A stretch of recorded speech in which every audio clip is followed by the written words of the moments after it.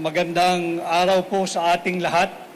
Sa aking paghain ng aking kandidatura ay formal at opisyal na ho akong aplikante ninyo sa pagkasenador. At sa gitna ng tila nakabibinging katahimikan at pagkonsinti sa kaliwat kanang korupsyon at higit pang korupsyon, kagaya po ninyo, hindi ko rin matanggap na magpatuloy ang ganitong uri ng baluktot na pamunuan.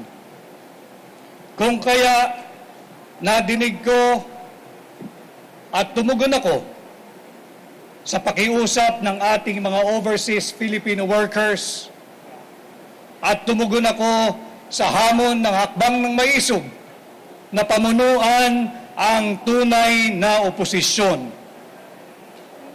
Ako ay naghain bilang isang independent candidate, bilang pagkilala at pagsagisag na ang tanging partido ay ang Republika ng Pilipinas at ang aking mga kaalyado ay kayong mga Pilipino.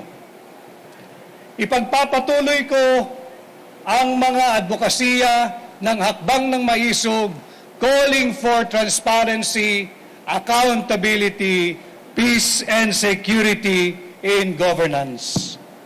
At bagamat mabigat ang landas na tatahakin, panatag po ang aking kalooban na higit na mas nakararaming Pilipino ang kasama ko dahil alam ko kayo ay pagod na sa korupsyon, sa droga at marami pang korupsyon.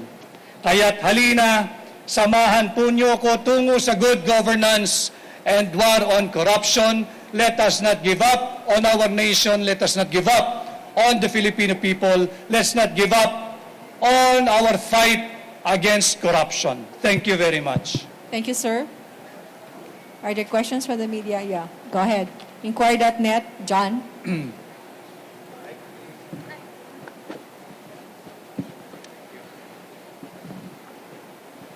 Sir, good afternoon. Good afternoon. Sir, earlier I picked up you said that you represent the real opposition. The real ang tunay na oposisyon. As opposed to whom po, sir? Dahil wala ng oposisyon. Maraming nagpo-post during na oposisyon and wala naman tunay na oposisyon. What about, sir, yung mga sa Liberal Party, sir? Do you consider them opposition or not? Do you? Do you? No, sir. What about you, in sir? our present day and setting, do you consider anyone an opposition now? Okay, sir. Thank you, sir. Okay. Sandra Aguinaldo, GMA 7. Hi, attorney. Apo. Hi, Sandra. Ngayon po na sabi nyo nga parang kayo yung magre-represent na real opposition. Pero po ba kayong nasaksihan while you were in Malacanang na katiwalian ayon nga po sa sinabi nyo na yung advocacy nyo to fight corruption? And willing po ba kayo na isiwalat yon sa publiko? You covered us during the campaign, Sandra. And I think in the earlier part of my stint in the cabinet as the executive secretary, and probably by now, most of you, if not all of you, know the reason why I have to leave the cabinet. Dahil sabi ko nga doon sa pahayag ko sa interview before, ang direksyon namin, simula ng aking sinamahan ng kampanyang huli, ay patungo sa good governance at to temper the greed and to temper the corruption. At nakita ko na kabaliktaran yung aking na-witness, Sandra. Napakaraming counterflow at iba yung direksyon nila. Ayaw nila nung to temper the greed, to temper the corruption. At the second question, please. The other one. Sino po? Meron pa pong tanong? Yeah, Sherry Ann Torres, ABS-CBN. Good afternoon, sir. Hi. Attorney Vic, para lang ma-disabuse yung mind ng mga nakakita. Can you explain to us yung closed fist post nyo kanina while you were presenting that? Kasi that's very identifiable to the former president.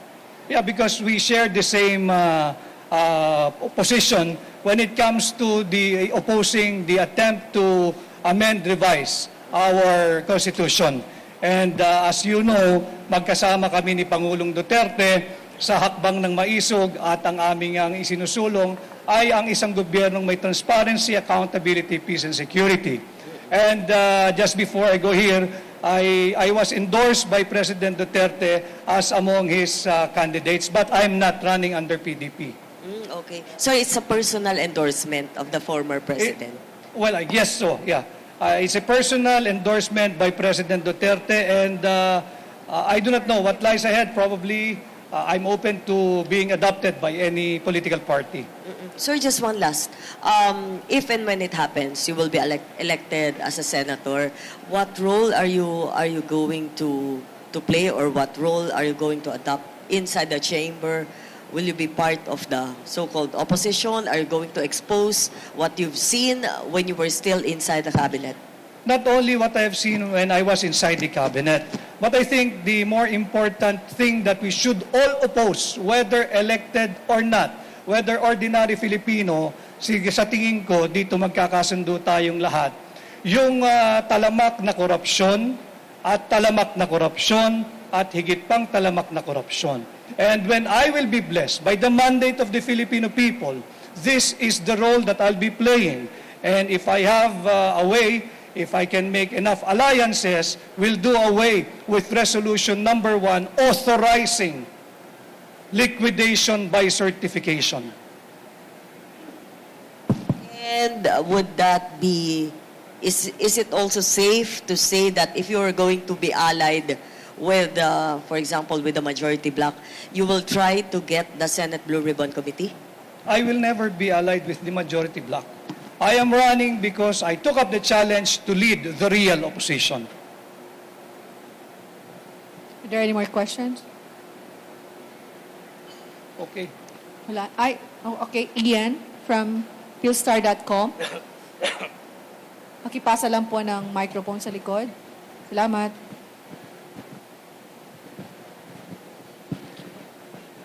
Attorney, to clarify lang, how would you define what you're saying na real opposition na magiging kayo, if ever? Para lang po malinaw. Malinaw naman sa mga kababayan natin, iyan, ano? Malinaw sa kababayan natin na walang nagsasalita sa gitna ng kaliwat kanan, talamak na korupsyon, laganap na droga at kriminalidad. And I think all elective positions, lahat ng mga elective post at yung mga nahalal in the current Congress, whether Senate or House of Representatives, duty-bound sila na pangalagaan ang interes ng Pilipino, hindi ng iisang partido, hindi ng kung sinong politiko, at higit sa lahat, hindi ang interes ng mga oligarko.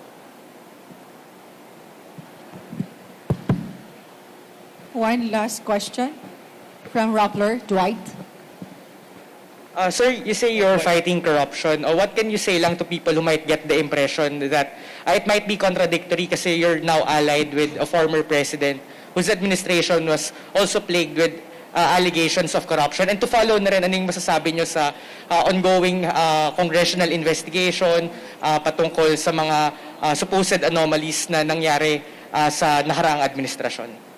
Yung korupsyon, hindi yan inimbento ng kasalukuyang administration. Hindi rin yan inimbento ng administration ni Pangulong Duterte and the administrations before him. But ibang usapan na lalo mo pang palalain ang korupsyon sa iyong termino. As to your next question, what is my? What is your view of the current congressional investigation that deals with the supposed anomalies that took place under the presidency of of Rodrigo Duterte? Let the axe fall where it may. And I think even President Duterte is very, very emphatic about it. If you have something against him, file it in the case within the jurisdiction of the Philippines. Ma'am, last question. Sir, last question lang. Ano po yung current relationship nyo with President Bongbong Marcos? When was the last time you talked? Does he know that you're running? No. Hindi na kami nakakapag-usap ni Pangulong Marcos. Ang huling usapan namin, I think, September of 2022. At hindi ko kinakailangan magpaalam kahit kaninong politiko sa aking desisyon na katawanin ang tunay na oposisyon at ang interes ng mamamayang Pilipino.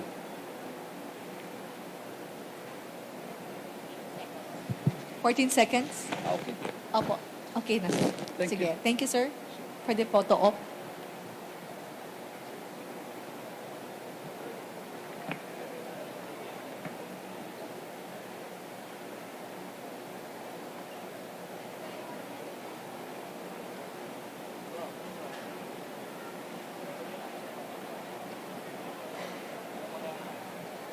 Okay.